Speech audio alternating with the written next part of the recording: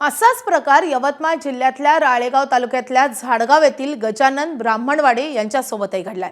ब्राह्मणवाडे यांनी कधीही बोरगाव धांदे या कृषी उत्पन्न बाजार समितीमध्ये जाऊन कोणत्याही गायीची विक्री केलेली नाही असा दावा केलाय।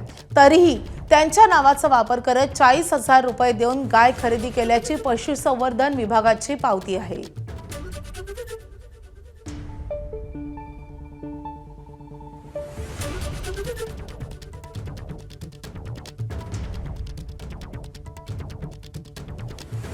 दोन गोरे आहेत, एक वासरू आहे आणि बैल आहे।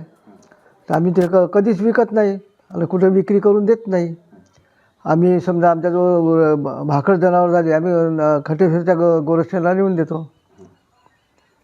बोरगाव धान्यमध्ये तुमचे नाही त्या काय आम्ही काही ते कधी पाहिलंही नाही, नावही नाही ऐकलं त्या गावाचं आणि कधी कोणती विक्री चिठ्ठी नाहीच आहे आमच्याजवळ।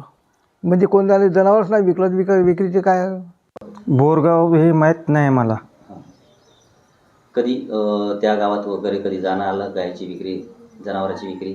बोरगाव या गावात मी कधीच गेलो नाही, तुझं जनावर कधी पाहिलंच नाही। जनावरही नाही पाहिजे।